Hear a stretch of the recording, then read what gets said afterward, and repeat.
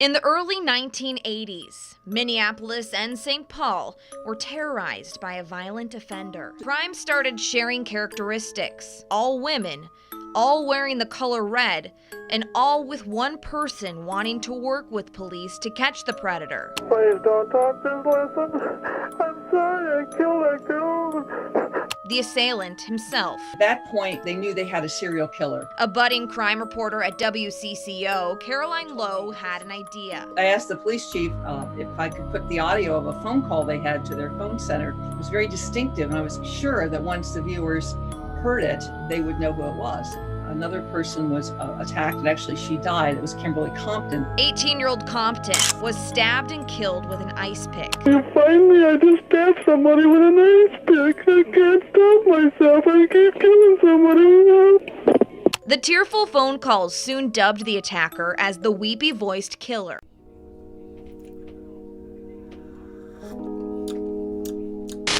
The 80s, when the music was still authentic and planned obsolescence had not yet reached the point that it's at now, where your appliances are guaranteed to fall apart before you can say corporate greed. The hair was bigger, the carpet was fluffier and shaggier, and cigarette smoke permeated every single atom within material existence. Some would call this the good old days. I know individuals that do, and an argument could be made, several arguments, in fact, that's the case.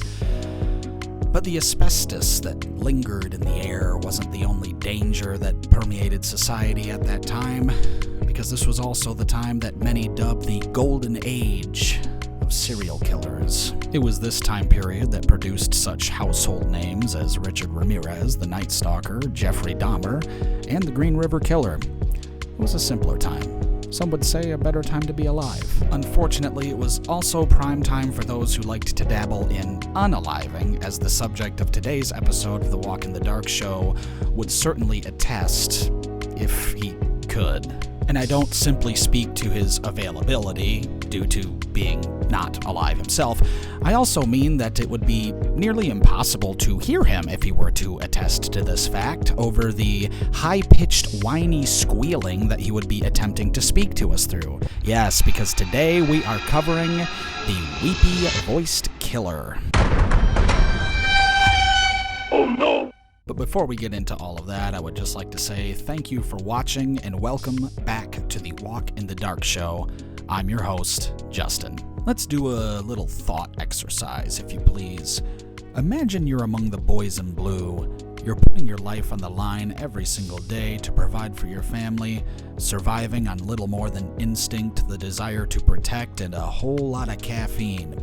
Then all of a sudden, piercing through the monotonous hum of your average enough day comes the high-pitched piercing cry of a whining, weeping psycho over the police phone. It's annoying and very hard to tell what he's saying, but you're pretty sure you hear the gentleman say on the other end something about unaliving somebody. You wonder to yourself if you should take this seriously, as most killers don't just call the police and announce their activities like this. But you decide it would be best to trace the call and track this individual down just to be sure. But before the call can be traced, the mysterious man is gone. Gone! For authorities in the Minneapolis-St. Paul area of Minnesota from 1980 to 1982, this was an ongoing and unfortunate reality. But before we make it to the Minnesota arc, we have to start where it all began. Wisconsin, with his first victim, 20-year-old Karen Potek. On New Year's night, January 1st, 1981, Potek was partying and drinking with friends to usher in the new year. This was supposed to be a time to let loose and have some fun. Likely a much-needed break from the business of life to simply turn off the responsibilities and do whatever she wanted. But her plans would soon take a much darker turn. In the local police department, some likely overworked and stressed out law enforcement were working the late holiday shift when a 911 call was placed, and the high-pitched, whiny voice they would grow to familiarize themselves with would make its entrance into their lives for the first time. Stephani would confess to beating a woman very badly with a tire iron and requested help for her. I can imagine this was the last thing they wanted to hear on the other end of that phone, but no matter how bad their week had been, it would be nothing compared to what our victim had just endured. She was dumped in an area by some train tracks that was so remote, some have suggested that if he had not called the police, the probability that she would have been found would be next to zero. The attack was absolutely brutal. She was broken to the point of being unrecognizable, and her skull had been cracked open to such an extent that her brain was visible. But by the grace of God, Potak did survive. However, unfortunately, she suffered severe brain damage and was unable to identify her attacker. There's a dark irony to this situation. The very monster that did this to her also had a hand in her survival. If he had not called, she most certainly would have died from her traumatic injuries. There is much speculation as to why he might have done this. Some say his strong Catholic background could have had something to do with it.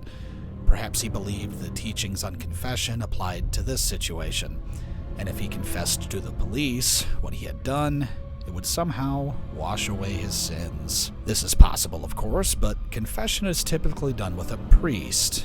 This detail likely didn't deter our wicked sinner, though, as he clearly wasn't of the soundest of mind considering his disgusting actions.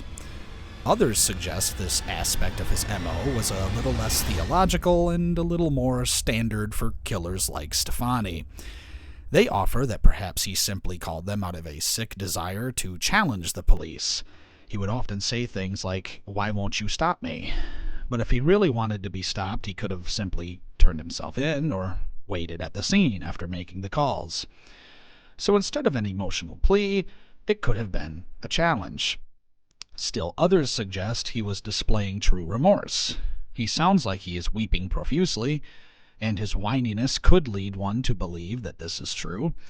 But again, if he was remorseful, he could simply turn himself in or stop doing what he's doing. It's also true that many, though not all, serial killers tend to be remorseless. This tendency could play a role in why so many think this is likely not the case. We've all encountered that person who's trying really, really hard to give the impression they're crying their eyes out, and yet not a single tear is shed. It's perfectly reasonable to believe that this is the case here. What I have not heard from anybody else, however, is the possibility that a combination of some or all of these perspectives could be the case. Human beings are unimaginably complex, far more so than we often give us credit for. It is entirely possible that during these calls he was simultaneously feeling the negative emotions associated with guilt and shame for what he did, feeling a sadistic pleasure in challenging and taunting the police, and that he was under the impression he was absolving himself of spiritual guilt through this act. It doesn't have to be one, and I actually believe it was likely all of these. But whatever the motive may have been, this bizarre aspect of his MO would continue until the very end, with one notable exception we will visit later. Although Potak would end up surviving and hold on to her life, thankfully, that does not mean she got away unscathed. The emotional baggage and the brain damage and different complications that would continue on for the rest of her life from this situation would be a constant reminder of what happened that night. But her strength and resilience serves as an inspiration for all of us. But before we go any further with the story of our teary-eyed monstrosity, let's go back a little bit to the life he led up to this point. Paul Michael Stephani was born September 8, 1944, in Austin, Minnesota, and he was the oldest among 10 children. I suppose it wouldn't be too difficult to hide the darkness inside of him with an entire crowd of people to call family, but typically brothers and sisters automatically think their siblings are evil, so that probably didn't hurt. When he was 3 years old, his mother remarried, and he grew up with a stepfather who was reportedly quite violent. Stephani later recalled that if the children were in the way, his stepfather would simply smack them in the head and throw them down the stairs. This violent response, when he and his siblings were perceived by their father as being annoying, could very well have played a role in the development of violent tendencies later on. Interestingly enough, within the context of the earlier information, he was raised in a highly religious household. As I stated earlier, investigators later theorized that his signature behavior, calling the police in a remorseful voice after his crimes, stemmed from these early religious teachings, specifically the concept that confession must follow sin. Looking at his treatment by his stepfather, it's not too far-fetched to assume the hypocrisy of a father claiming to be a pious churchgoer and then being thrown down the stairs by said pious father could have caused some confusion and emotional strain in the would-be killer as well. Also, during his childhood, Stephani was diagnosed with epilepsy. Later in life, he would often blame this condition for his inability to maintain steady employment. During later confessions, Stephani described an early internalized view that killing was simply a, quote, part of life, comparing it to mundane tasks like driving a car or eating food. Hate is gonna hate, play is gonna play, kill is gonna kill. Just the facts of life. Or at least that's how Mr. Weepy would have described it, I suppose. Psychologists later on would often cite his childhood traumas as being the catalyst for his so-called dual life later on, going back and forth between violent acts and weeping, sobbing remorse. Fast forwarding on the timeline a bit to his adulthood, we see that he worked various jobs. At one point as a shipping clerk and another as a janitor at a hospital. He would obviously use his tears to fill the mop bucket and his snot as solvent for those really pesky messes. But these relatively mundane jobs make me reflect on how true evil can blend in so well with functioning society. Most folks in the hospital are either trying to get well or concerned with a loved one that they are there to see.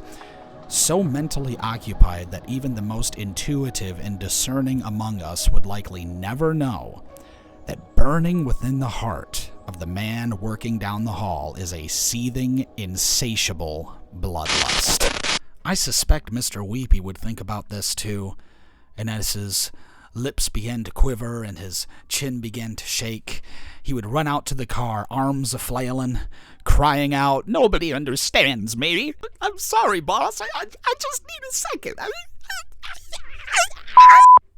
I'm sorry you had to see that. But the point is, I'm sure he ran out to the car for a good old cry sesh. "Nobody understands me," he would cry, and unfortunately for everybody around him, they probably didn't.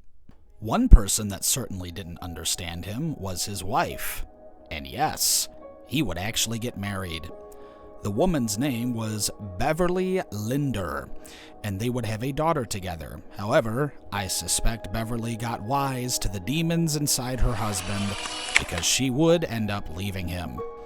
You can add absentee father to the list of no-nos for our snot-nosed antagonist, because he reportedly never spoke to his daughter or saw her ever again after this.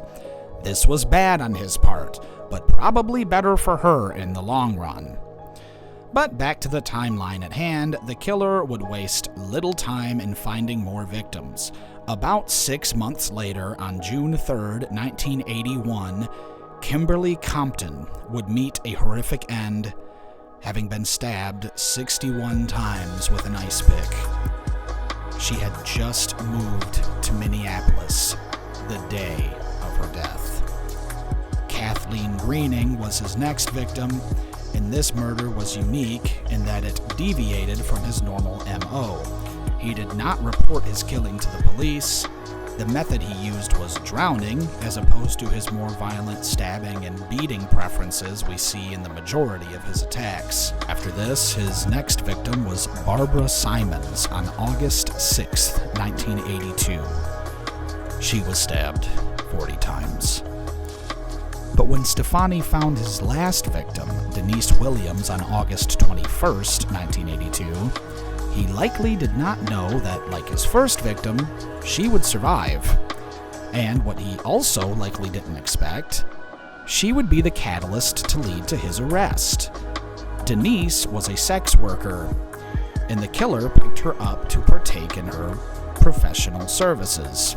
Some birds and bees, if you will. They completed the transaction, and Stephani began to drive.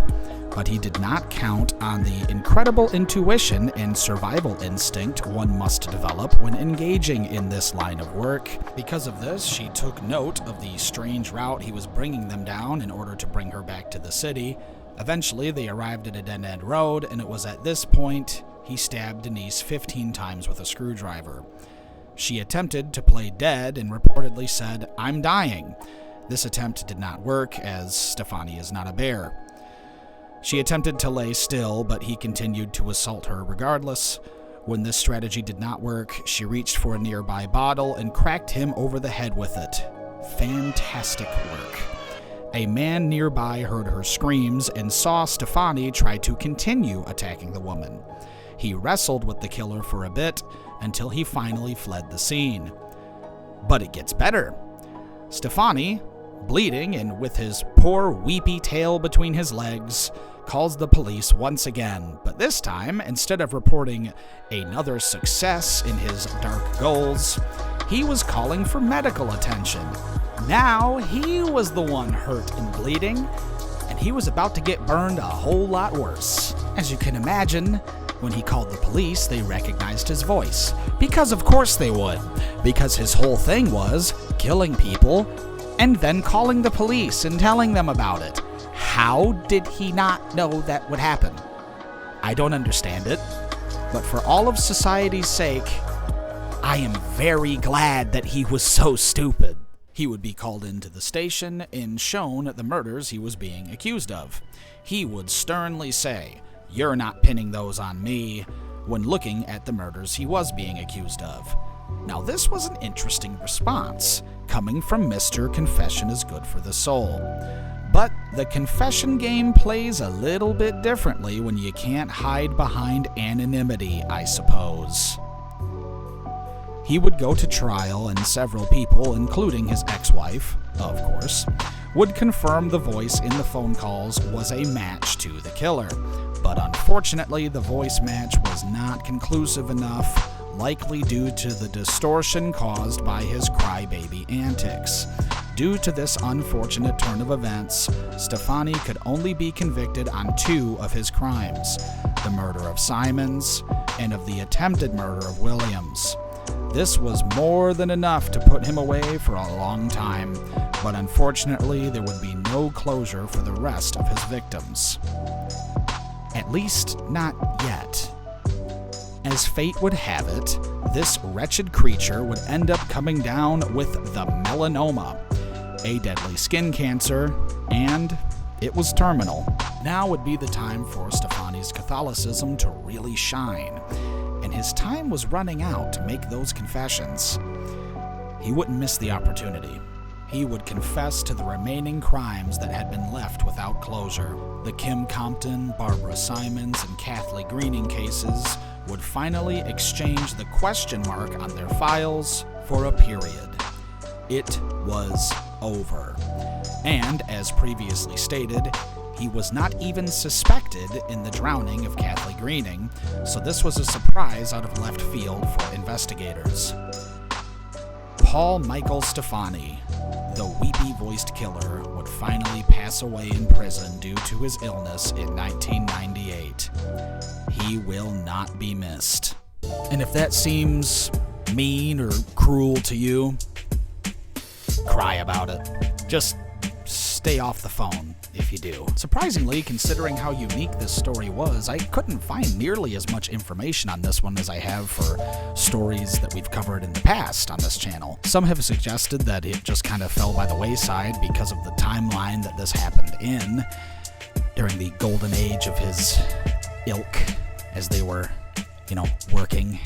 But regardless, I'm grateful to have had the opportunity to bring this story to you, and I Hope it was entertaining and that you learned something. And of course, if you did find some value here, please feel free to like and comment to help me hit that algorithm. And be sure to subscribe so that you do not miss more videos like this in the future. Once again, thank you for watching. And remember, you can take a walk in the dark, but always live in the light. God bless.